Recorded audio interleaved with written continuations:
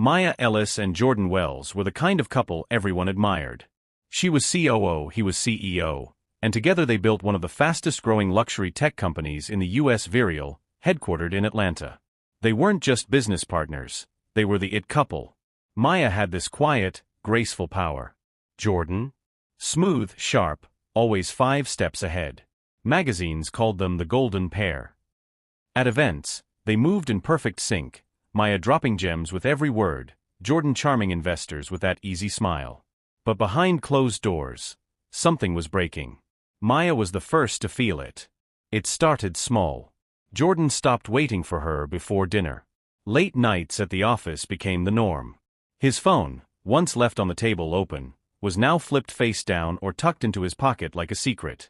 And those late-night talks they used to share, laughing in bed about the future of their company? Gone. Now, decisions were made without her. Still, Maya said nothing. She watched. She remembered. And she waited. The night of their anniversary dinner should have been special. Instead, it felt hollow. She raised her glass gently, smiled. "To us," she whispered. Jordan clinked without looking. "To Vireal," he said flatly. That moment hit her hard. It wasn't just the love fading. It was the loyalty. Their once warm home felt colder each day. In bed, they barely touched. Jordan would sneak in past midnight, sometimes fresh from a shower, other times smelling faintly like someone else. Maya didn't ask. She could guess.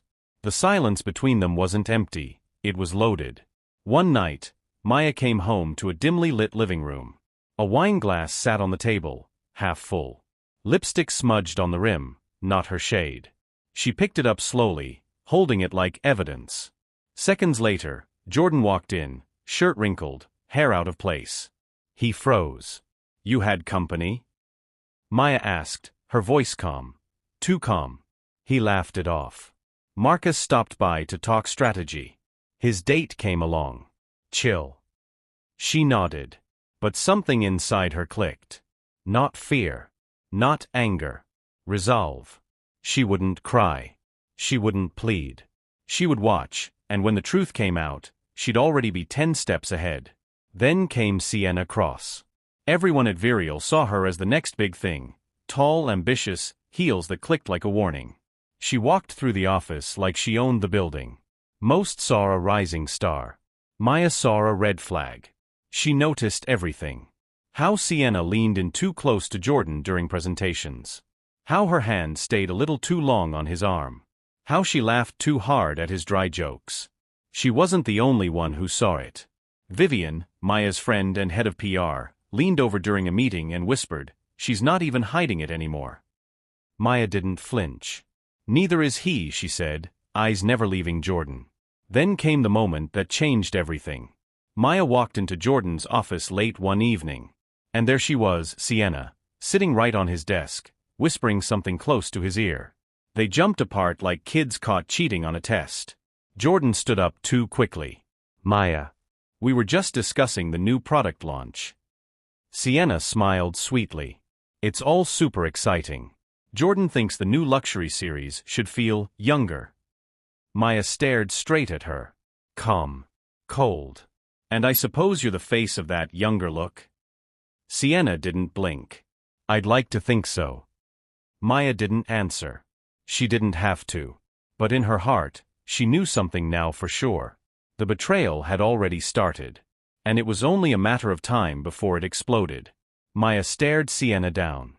"So you're the face of that new young vibe Jordan wants?" Sienna didn't even blink. "I like to think so." That night, Maya lay wide awake while Jordan slept peacefully beside her.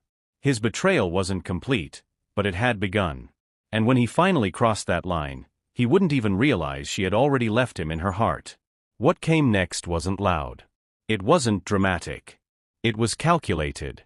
One by one, Jordan began cutting Maya out of the company they built. No talks. No arguments. Just silence and slow erasure. First, her name disappeared from the strategy meetings. Then, her input on documents was stripped without a word. But the real stab came in front of the entire board. At a major pitch meeting, Jordan introduced someone new. "This is the visionary behind Vireal's upcoming expansion," he said proudly. And there she was, Sienna Cross, still junior staff, now presented as the future of the company. The board clapped politely. Jordan beamed. Maya sat frozen. No one dared look her in the eye. After the meeting, she approached him quietly. Her voice didn't crack. "So this is what we're doing now? Erasing me from my own legacy." Jordan didn't even flinch. "Don't make this emotional, Maya. Business is changing." 1 week later, he launched Vireal's new youth-focused division, Next Wave. He put Sienna in charge. In the press release, Sienna smiled smugly beside him. "Vireal needs bold energy to lead the next era," the quote read. Maya sat in her office, hands trembling slightly as she read. Her face? Still. Vivian stormed in seconds later. "He didn't even tell the board," she snapped. "This is war." But Maya only folded the paper calmly. "No," she whispered. "This is exposure." Jordan thought he was leveling up. Maya knew he was lighting matches behind him, and didn't even see the smoke. Sienna might have been flashy, but she didn't understand the heart of the company the way Maya did. Still, Maya didn't fight. Not yet. She stayed silent. Regal. Watching the kingdom rot from within. Jordan came home late most nights. He hid his phone. Sent texts with the shower running. Maya noticed. All of it. She didn't ask questions. She just waited. Then, one morning while folding his laundry, she found something tucked in the pocket of his blazer. A receipt, a boutique hotel downtown. Champagne room service. A signature at the bottom, next to a tiny heart. Signed, B. Maya sat on the edge of the bed, receipt in her lap, breath shaky but steady. Her heart wasn't breaking. It had already broken. Now it was just confirming what her mind had known for weeks. She didn't cry. She documented. She slid the receipt into a brown envelope, locked it in her desk, and marked the moment in silence. This wasn't about heartbreak anymore. It was about proof. Jordan noticed the change in her, but couldn't figure it out. She still smiled. Still looked perfect. But she wasn't there anymore. She didn't ask about his day. Didn't remind him of meetings. During dinner, he'd ramble about new campaigns. Maya would sip her wine and nod, like a stranger being polite. One night, he finally asked, "Is something wrong?" She looked at him calmly. "You seem busy enough to answer that yourself." It hit him harder than he expected. "If you've got something to say it," he snapped.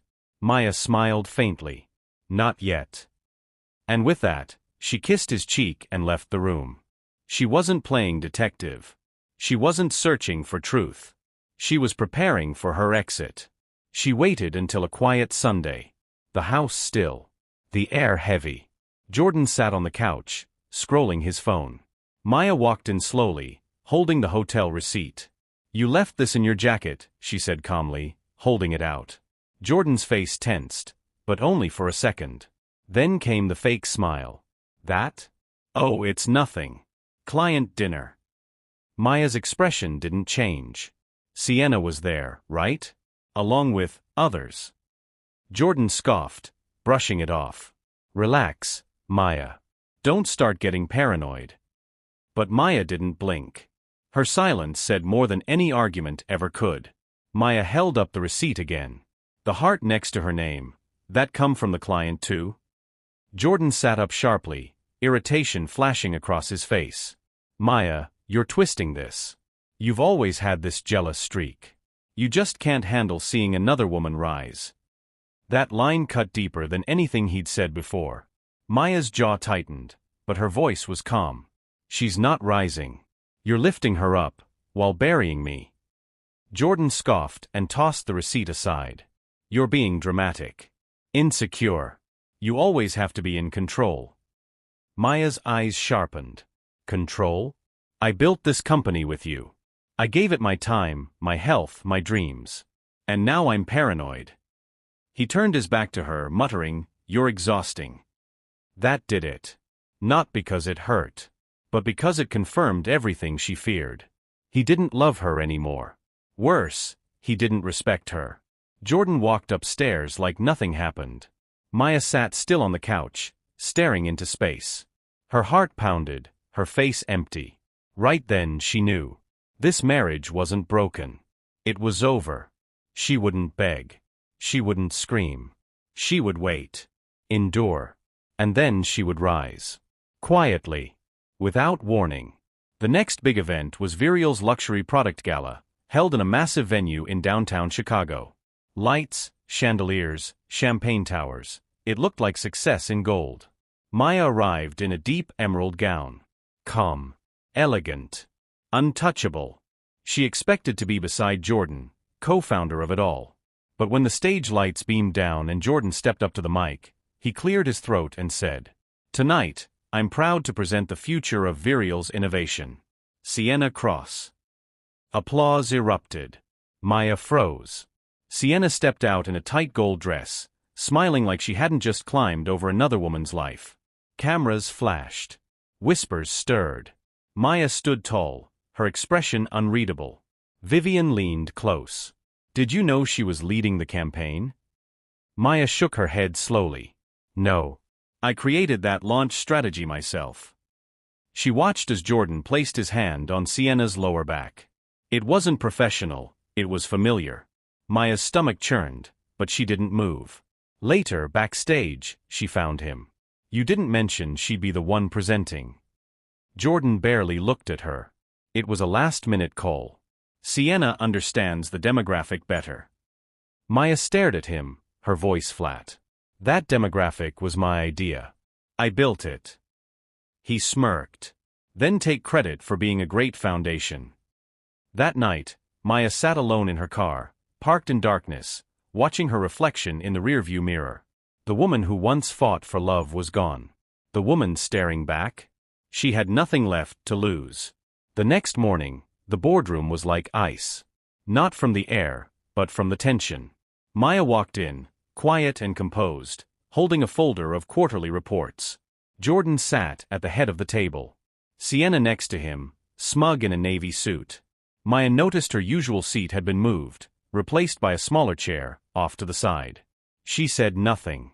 Once everyone settled, Jordan stood and cleared his throat. "We're restructuring Vireal's leadership to meet new market goals," he said. Effective immediately, Maya Ellis will transition into a consulting role. He smiled faintly. Sienna Cross will now serve as Executive Innovation Director. The room went silent. Glances were exchanged. A few gasps. No one looked at Maya. She didn't blink. "Consulting role?" she asked, her voice low but firm. "After 15 years of building this company from scratch?" Jordan didn't flinch. "We need fresh, dynamic leadership. This is best for the brand." Sienna added sweetly, "Of course, Maya's legacy will always be part of Vireal's DNA." Maya stared at the board. Cowards. Every one of them. Not one stood up. Vivian sat stiffly, jaw clenched, eyes burning. After the meeting, Maya quietly collected her things. Then she turned to Jordan and said, "This was never really about the company, was it?" Maya asked, her voice steady but sharp. Jordan buttoned his suit, calm and cold. "It's just business, Maya. You always said emotions don't belong in the boardroom." She looked at him for a long moment. "You're right," she whispered. "Which is why I won't cry here." And with that she turned, walked out. No tears, no drama, no goodbye. For the first time in a long time, she felt free. That night, the house felt more like a showroom than a home. Beautiful. Quiet. Cold. Maya walked through it slowly, running her hand across the polished counters, the expensive vases, the framed pictures that now felt like memories from someone else's life. She packed in silence. Only what mattered. Her laptop. A few pieces of clothing. Her journals. She left the rest behind, the designer heels, the wedding album, the joint credit cards. In the master bedroom she paused, slid open the closet, and tucked a small envelope between two of Jordan's shirts. Inside was the hotel receipt, a copy of the boardroom recording, and a handwritten note. "This isn't revenge. It's release." By sunrise, Maya was gone. No letter. No confrontation. Her phone was off. Her email wiped. Even Vivian, her closest friend, got nothing more than a voice note. "I'll be okay. Don't look for me." Jordan woke up and found the house quiet. He assumed Maya was out somewhere sulking, giving him the silent treatment. He didn't even check the closet. Sienna showed up with coffee and croissants, laughing as she took Maya's spot at the kitchen island. "She'll come back," Jordan muttered, sipping his drink. "She always does." Sienna giggled. "And if she doesn't?" He shrugged. "Then we move on. Business doesn't wait for feelings." But far away, in a quiet airport lounge in San Francisco, Maya sat by a large window, staring down at her boarding pass. She wasn't running. She was reclaiming herself. And this time, she wasn't coming back. Her flight landed in Seattle, where the sky was cool and blue. The air smelled clean, like a fresh start. Maya stepped into the unknown with sunglasses on and a white coat brushing past her knees. Her small suitcase rolled behind her like a silent shadow. She checked into a cozy little boutique hotel under the name Leah Morris, a name she once made up for a short story in college about a woman who lost everything and rebuilt herself from nothing. No one in Seattle knew she'd once run a multi-million-dollar tech company. And she liked it that way. That night, she sat by the window, sipping herbal tea and listening to the waves crash in the distance. For the first time in ages, the silence didn't feel like punishment. It felt sacred. She didn't check the news. Didn't look up what was happening at Vireal. Jordan could enjoy his headlines. Sienna could enjoy her moment. Let them believe she was gone. Let them believe she was broken. That was the real gift. In her journal, Maya wrote just 4 words. Let the silence build. She didn't have a plan. She didn't need one. Not yet. What she had was space, and a slow-burning fire inside her chest that hadn't died. It just needed time. She had vanished from their world. But soon, she'd reappear in another. Unstoppable. Unapologetic. Unforgettable. In those early weeks, Maya didn't rush. She took her time. She rented a tiny apartment above a local flower shop owned by an elderly woman named Miss Hattie, who welcomed her silence with fresh chamomile tea and gentle smiles. No questions. No judgment. During the day, Maya wandered through Seattle's creative district, bustling co-working spaces, low-key cafes, and tech-friendly bookstores. She listened to young entrepreneurs pitching ideas. She took notes.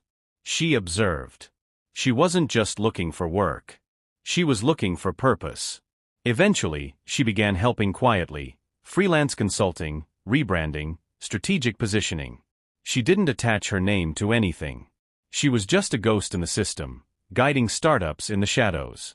One night, while helping a young woman named Keezy with her small skincare line, Maya laughed. It caught her off guard. Keezy looked up from her notebook, curious. "You sound like someone who just escaped something huge."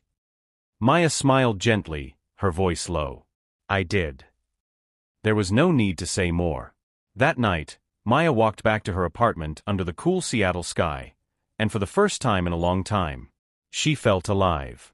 Maya laughed, and it caught her by surprise. It felt strange, but good. She looked up from her notes and smiled. "I used to live in boardrooms," she said. "I forgot how refreshing it is to work with people who actually listen." Keezy tilted her head. "You sound like someone who escaped something big." Maya's eyes softened. "I did." That was all she said. But it was enough.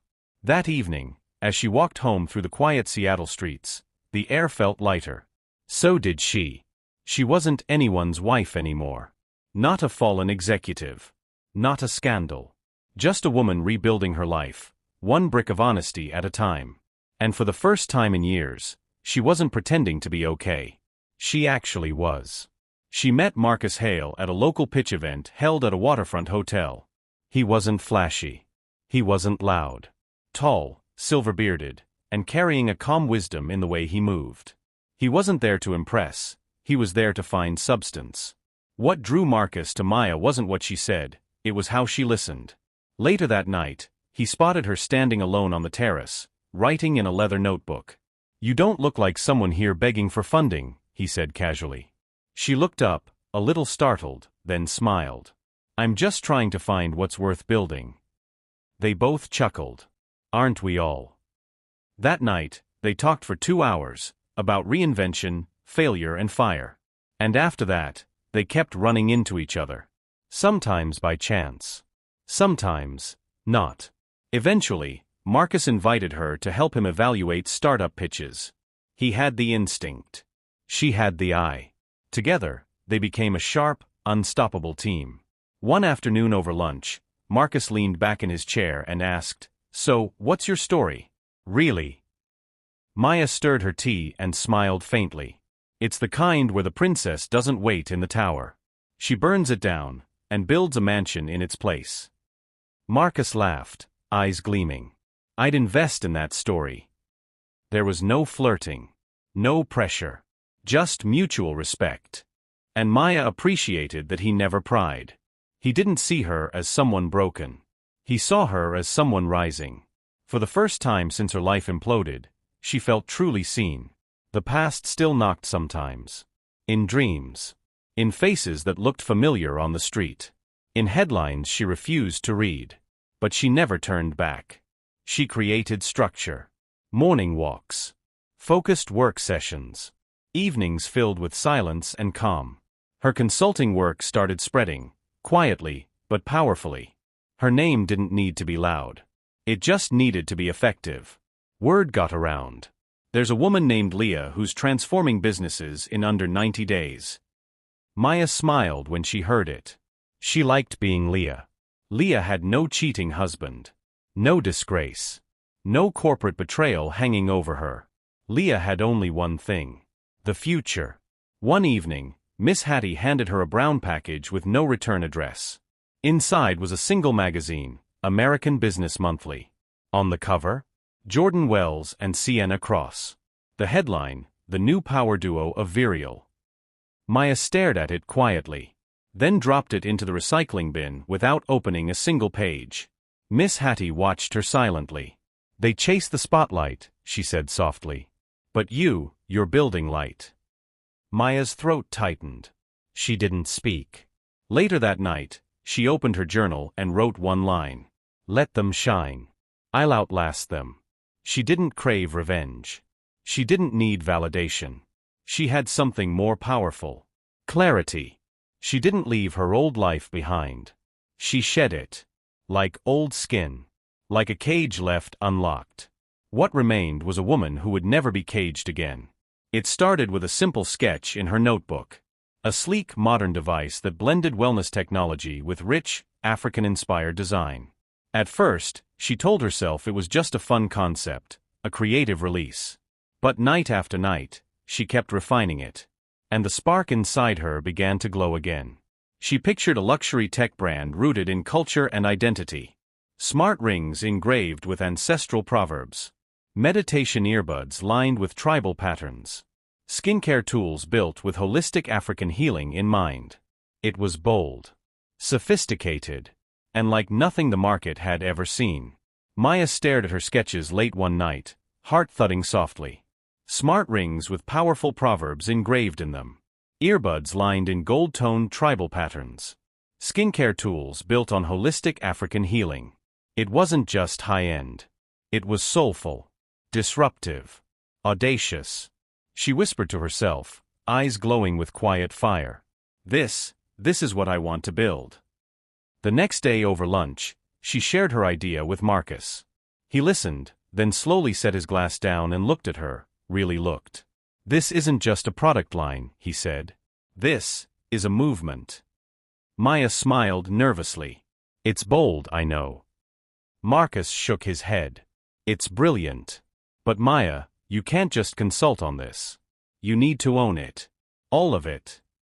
That scared her more than she expected. Ownership meant being visible again. Not as Leah, but as Maya Ellis. It meant no more hiding. But the more she sat with the idea, the more it didn't scare her. It excited her. This wasn't about Jordan anymore. Not about revenge. Not about proving anyone wrong. This was about building something that couldn't be stolen. And this time, no one would erase her name. Maya spent the next month pouring everything she had into her pitch deck.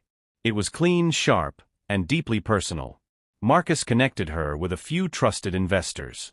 People who valued quiet power over loud performance. Pitch day came. The sun poured into the glass-paneled room overlooking the Seattle waterfront. Maya stepped in, dressed in ivory. No flash. Just strength. She stood before 6 investors, curious, skeptical, and told them her truth. "This isn't just about technology," she said. "It's about culture. About elegance. About Africa leading, not following." Her voice never shook.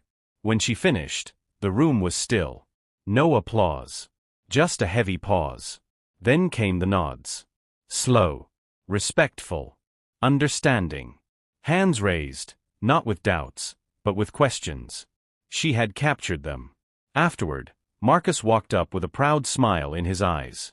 "You're not hiding anymore," he said. Maya exhaled, heartbeat pounding.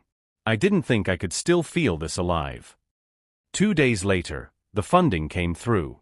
Not from all 6. But 4 was enough. That night, Maya stood on her small balcony, watching the waves with a glass of wine in her hand. She didn't scream. She didn't tell anyone. She just whispered to herself, "We begin here." She stayed up late, sketching out a timeline, taping goals to the walls, setting deadlines. And then she gave it a name. A name that made her eyes sting with tears as she wrote it in big, bold letters. Alive. It wasn't just a brand. It was a declaration. A rebirth. A promise to herself. I was never gone. I was becoming. The name came to her during a walk through a small art market. She saw a necklace at a vendor's stall, the word "live" written in gold script. Something stirred deep inside her. She took the word home, rearranged it, and wrote it on a blank sheet of paper. ALIV. Alicia Lives. It wasn't just a label. It was an echo of who she truly was. Alive became more than a business. It became a heartbeat. Black and gold branding. Raw, rooted messaging. Storytelling baked into every product. She built her team in silence. Young, sharp minds from across the US and Africa. Designers. Developers. Creators. People often overlooked by the big names in Silicon Valley. In their first team call, Maya told them, "This isn't about catching up. We're not competing. We're leading." They called her LM in meetings, short for Leah Morris. Only Marcus and her branding director, Ayanda, knew the truth. One afternoon, Ayanda asked gently, "When are you going to step into the spotlight?" Maya smiled. "When the world's ready to see a woman who didn't just survive betrayal, but built an empire from it." She wasn't rushing. Not yet. For now, Alive would grow on its own. In whispers. In shadows. In strength. Because quiet power is still power. And soon, it would be undeniable. Alive's launch was everything Maya had planned. Quiet, intentional, and precise. No flashy ads. No celebrities. No loud press tours. Just carefully placed whispers. Subtle mentions in niche tech blogs. Trusted voices recommending something different. Something real. The first 3 products, the Luma Ring, the Sauda earbuds, and the Ama wand, sold out in 2 weeks. But the magic wasn't just in the sales. Customers didn't just use them. They wrote about them. Posted long threads. Filmed emotional reviews. People called Alive more than a brand. They said it felt like Maya had bottled identity and turned it into innovation. By the 3rd month, emails started flooding in. Luxury boutiques in New York, Dubai, London, and Lagos wanted to carry Alive's line. One investor even described it as Afrofuturism, dipped in grace. And still, Maya stayed in the background. Every email signed off with the mysterious initials, LM. Ayanda handled the press. The public never saw her face. Marcus would tease her over coffee. "You know, the internet thinks LM is some reclusive tech genius from Silicon Valley." Maya sipped her drink, smirking. "Good. Let them guess. Let them underestimate me a little longer." Marcus nodded. "There's poetry in it. Building a legacy so strong, your silence says more than their applause ever could." Meanwhile, in the startup world, Alive was shaking the ground. Competitors started copying its clean look. Media outlets started speculating. But Maya didn't flinch. She had one focus: impact. She remembered the day Jordan had quietly deleted her name from Vireal's leadership page. And now, without one press release, she had built something global. A brand that pulsed with her essence in every detail. And this time, no one could erase it. Then came a regular Thursday. Maya sat on her couch, reviewing supplier contracts on her tablet. And there it was. A headline so large it filled the screen. Vireal Corp faces sharp decline amid lawsuits and product failures. Her breath caught. Below the headline was a photo. Jordan and Sienna at a tech event. He looked worn. She looked strained. The article was brutal. Failed launches. Broken supply chains. Internal HR complaints. Investors pulling out. Rumors of a possible buyout. Maya stared at it, then slowly closed the tab. She didn't smile. She didn't gloat. But deep inside her, something cold and calm settled. Confirmation. The empire they threw her out for? It was collapsing. Just like she knew it would. That night, Ayanda burst into her office, out of breath and holding the printed article. "You saw this, right? They're spiraling." Maya didn't look up. It was bound to happen. Ayanda dropped into the chair across from her. "You could end them, Maya. One press release. One reveal. You'd destroy them with a whisper." Maya finally looked up, face unreadable. "No," she said quietly. "Let the storm finish them off." Ayanda blinked. "Why?" Maya leaned back. "Because I'm not interested in revenge. I'm building something they could never touch, even at their best. No venom. Just power."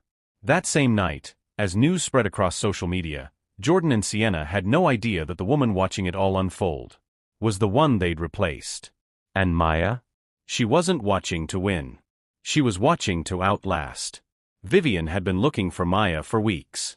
The moment she saw Alive's products online, so clean, so exact, so familiar, she knew. That was Maya's touch. Through quiet channels, Vivian tracked down Marcus. "Just tell her. I want one conversation. One." Maya hesitated when the message came in. She hadn't seen Vivian since she walked out of the Vireal boardroom. But something in her gut whispered, "It's time." They met at a quiet rooftop wine bar in Seattle. Vivian walked in, holding her breath. When she saw Maya, she broke. Tears spilled as she rushed forward. "I thought you were gone forever." Maya hugged her tightly. The armor cracked, for just a moment. They sat for hours. Wine untouched. Truth spilled like water. Vivian shared everything. The mass resignations. The boardroom chaos. Sienna's failed campaigns. Vivian leaned in, her voice soft but firm. "Jordan's trying everything, grabbing at investors, patching together failed campaigns. Maya, it's bad. They're circling the drain." Maya stood still, letting the words settle. "You could save it," Vivian said gently. "You're the only one who ever truly built Vireal." Maya shook her head slowly. "I didn't build that company to rescue it now. I built it so I could survive it. And I did." Vivian's eyes searched hers. "You're not done. Deep down, you know it." Maya didn't reply. But that night, for the first time in a long while, she stood on her balcony and stared at the skyline, not as an escape, but as something she might one day reclaim. Not out of revenge, but to remind the world exactly who she was. Then came Tuesday morning. Nothing special, until her tablet lit up with a live investor forum. Maya tapped it. There he was. Jordan Wells, standing before a nearly empty room of shareholders, wearing a wrinkled navy suit that seemed to weigh him down. His voice was thin. His usual charm was gone. "We're looking to form new partnerships to stabilize Vireal's future." Next to him, Sienna stared at the floor, avoiding the cameras. The chat bar below the stream was savage. "Where's the vision? This ship is sinking. Sell. Sell. Sell." Maya didn't blink. Her fingers curled around her teacup. The man who once erased her name without flinching was now begging the world to keep him afloat. And still, her face stayed calm. That afternoon, Marcus found her sitting by the office window, tablet still open to the frozen image of Jordan's speech. "You watched it," he said. She nodded once. "It's falling apart faster than I thought." Marcus sat down beside her. "That company isn't just crumbling, it's karma. Quiet, poetic justice." Maya looked out the window, voice even. "Do you think I should take it back?" Marcus didn't hesitate. "Only if you want it. Not for them. Not out of pride. Only if it serves your legacy." Maya leaned back, silent for a long time. This wasn't about chasing what was lost. This was about calculating what was still hers to reclaim. A few days later, Marcus returned with a plan. "Vireal stock is in free fall. I've got a friend who manages a shell fund. They're already buying in. Quietly. If we move now, we can gain leverage fast." Maya studied him. "You want to buy them out?" "Eventually, yes," Marcus said. "But no headlines. No fingerprints. Just quiet power." She sat in silence for a long moment. Then finally, her voice barely a whisper. "If we do this, it has to be me walking in when it's done. Not Leah. Maya." Marcus smiled. "Then we do it your way. Precise. Personal." Maya turned her laptop, opened the Vireal stock tracker, and clicked the first order. "Let's begin." This wasn't revenge. This wasn't rage. This was about restoring her name, her vision, her legacy. The empire they tried to erase her from? She was buying it back, piece by piece. The plan was clean. Ruthless. Silent. Through 3 layered shell companies, Maya's team began acquiring Vireal shares. No press. No noise. No attention. And with every share they bought, Jordan and Sienna unknowingly handed Maya a sliver of the very company they stole. One evening, as Ayanda flipped through the numbers, she looked up and laughed. "They're drowning, and you're buying the water." Maya smiled faintly, but said nothing. Her heart wasn't light. It was focused. Each move she made now wasn't emotional. It was surgical. When the final piece fell into place, she wouldn't storm the gates. She would walk through the same doors they slammed on her, and own everything on the other side. Over the following weeks, the plan accelerated. Maya's group became the largest shareholder of Vireal, without anyone noticing. The company was too busy panicking. Internal chaos. Investors vanishing. Staff walking out. Rumors of layoffs circling like vultures. And Jordan? He was too busy trying to put out fires to realize that the storm was already inside the walls. It happened during an emergency board call, tension already thick in the air. An older shareholder cleared his throat. "There's been a major stock acquisition in the past 10 days, he said. One entity now controls nearly 39% of Vireal. Jordan froze. Who? The answer came fast. A firm called Mora Holdings. Sienna's face went pale. The next morning, Maya sat on the balcony of her Seattle apartment, laptop open in front of her. The sun cast a soft glow across her face as she scrolled through the live transcript of the meeting. "They're panicking," Marcus said, handing her a fresh cup of espresso. Maya took a slow sip. "They should be." Ayanda joined them moments later, her smile wide, eyes gleaming. "The final acquisition documents are ready. One signature, Maya, and Vireal is yours." Maya stared at the pen for a moment. The moment stretched. "Are you ready?" Marcus asked. She nodded slowly. "I was born ready. I just needed time to remember it." She picked up the pen, and with one calm stroke, she took back everything. No shouting. No headlines. Just precision. Quiet power. Absolute authority. And no one, not Jordan, not Sienna, not the world, saw it coming. Across town, Sienna stood in the executive restroom, gripping the sink as her hand trembled. The office felt different lately. Colder. Emptier. Like the walls themselves were waiting for something. The boardroom meetings had grown tense. Directors were polite, but distant. Some stopped even making eye contact with her. That morning, Jordan had snapped at her during a failed pitch presentation. "We need solutions, not style," he barked. Sienna bit her lip and nodded, but her confidence cracked. She could feel her grip on the company slipping. And worse? People were whispering about Mora Holdings, a mysterious firm buying up everything quietly. No one knew who was behind it. Later that night, Sienna approached Jordan's office, whispering urgently, "Do you think this is a hostile takeover?" Jordan rubbed his temples, exhausted. "I don't know. But someone's bleeding us out, and they're very good at hiding." That night, Sienna stayed up late, digging through legal databases and encrypted filings. She hit wall after wall. Everything about Mora Holdings was buried under shell firms and disconnected trails. Finally, she picked up her phone and called a contact from law school. "Find out who's behind Mora Holdings," she said coldly. "Whatever it takes." But even as she spoke, her stomach twisted. This didn't feel like a normal corporate play. It felt personal. Jordan, meanwhile, was too deep in spreadsheets and spiraling numbers to see her unraveling.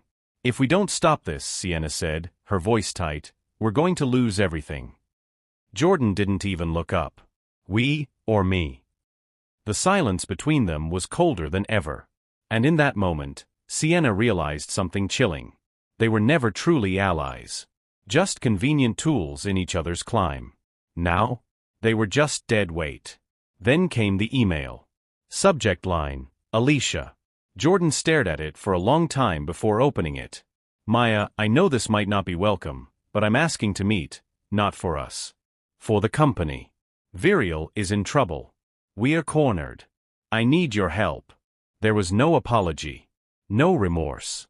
Just a mess of pride, panic, and thin professionalism. Maya read it. Once. Then again. Then closed it without replying. Instead, she picked up her phone. "He's reaching," she told Marcus. Marcus exhaled. "Then let him find out what reaching really looks like." She didn't answer Jordan's email.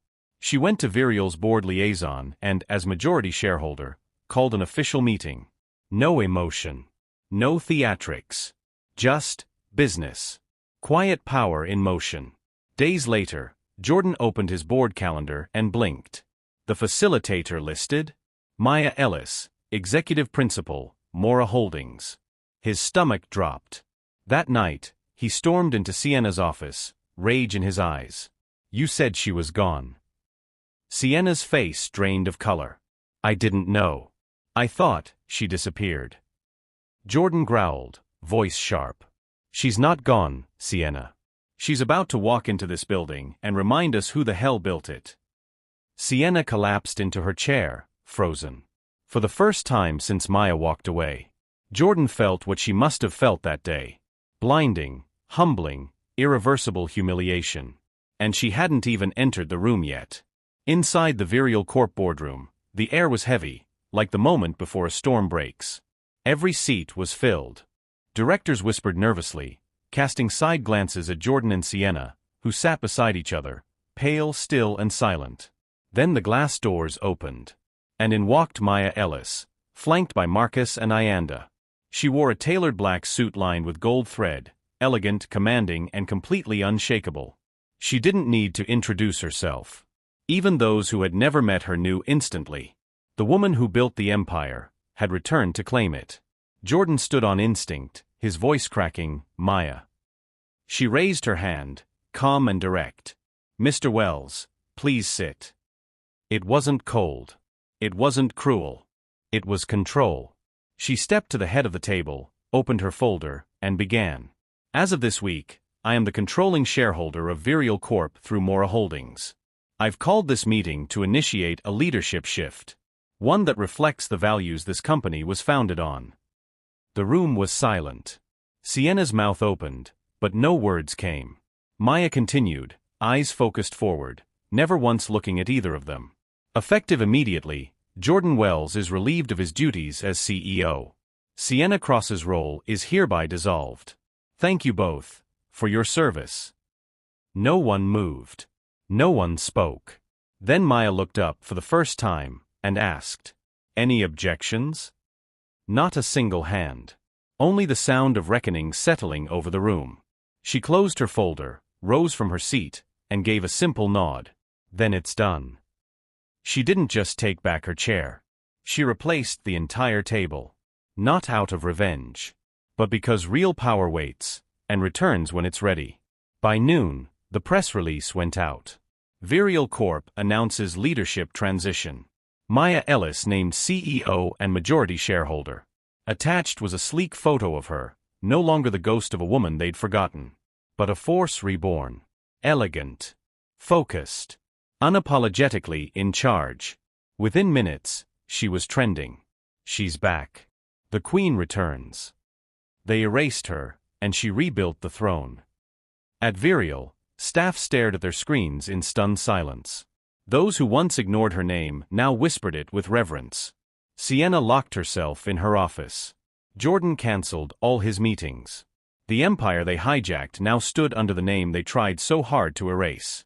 And it wasn't just that Maya came back. It was how she came back. Quiet. Precise. And more powerful than ever. At the first town hall, Maya stepped onto the stage.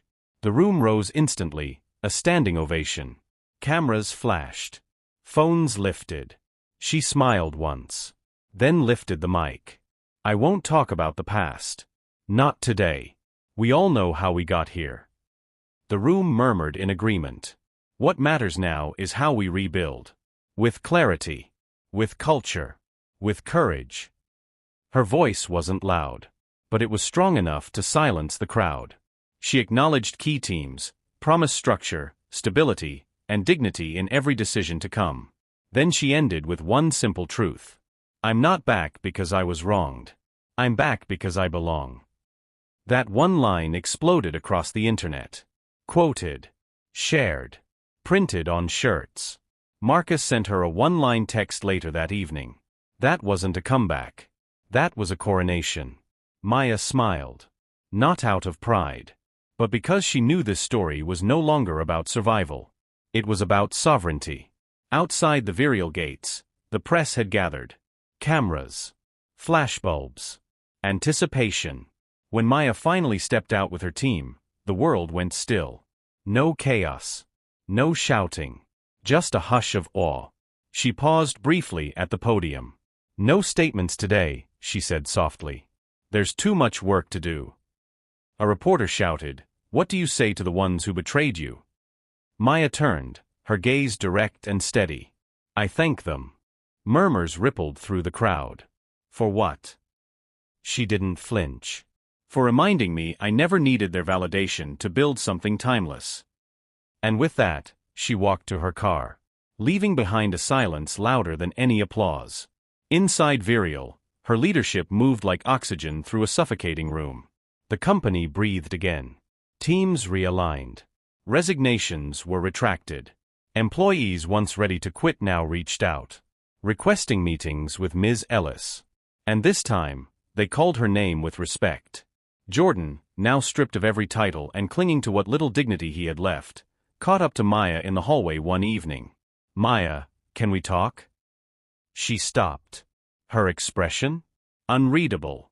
We already did, she replied softly. You just weren't listening then. Jordan's voice cracked. I didn't mean to destroy everything. Maya tilted her head slightly, eyes calm. You didn't destroy it. You just gave me the space I needed, to rebuild it my way.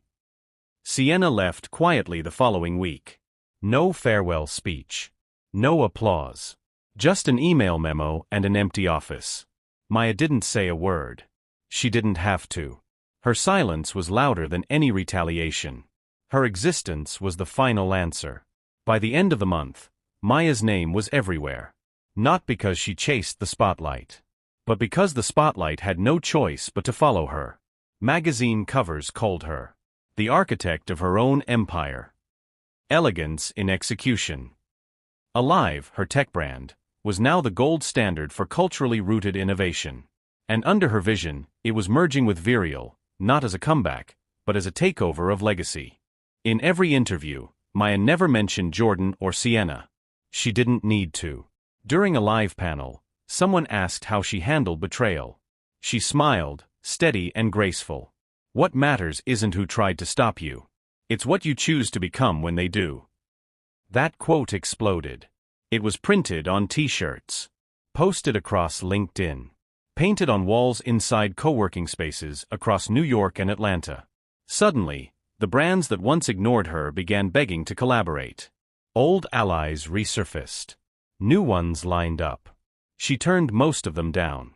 "I'm not here to prove anything," she told Ayanda one morning. "I'm here to build the future, on my terms." Even competitors began shifting their language, talking about inclusive luxury and cultural elegance. But Maya didn't follow trends. She created them. One editor wrote, "Maya Ellis didn't just return. She rewrote the story of resilience, using silence as her sword, and vision as her shield." In every photo, every article, Maya's voice stayed the same. Not bitter. Not boastful. Just certain. She had become what most people only dreamed of being. Unshakable. One late evening, Jordan requested a private meeting. Maya paused before agreeing. Not out of emotion, but because there's power in facing your past, when you no longer fear it. They met in her new office.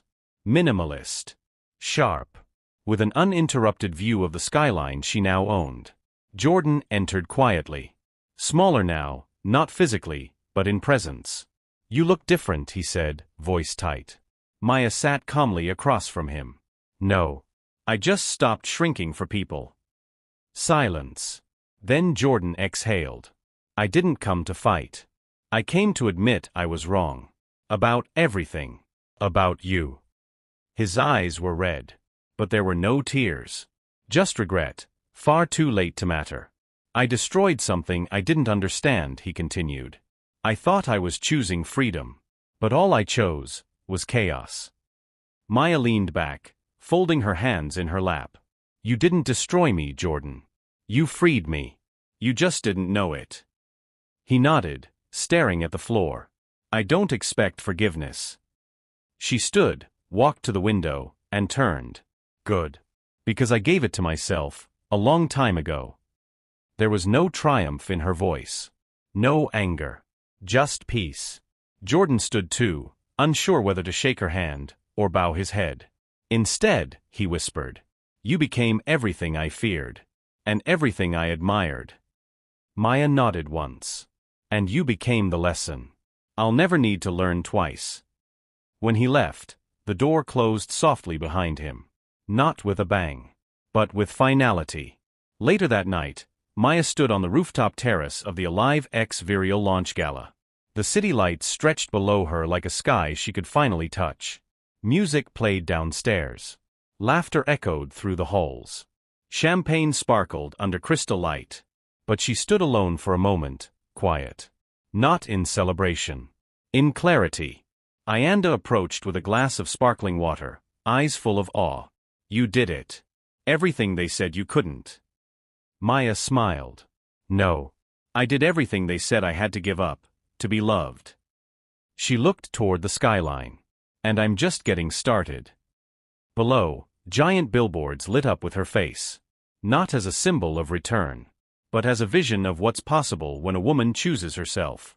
Sparkles, what did you take from Maya's journey? Drop your thoughts in the comments.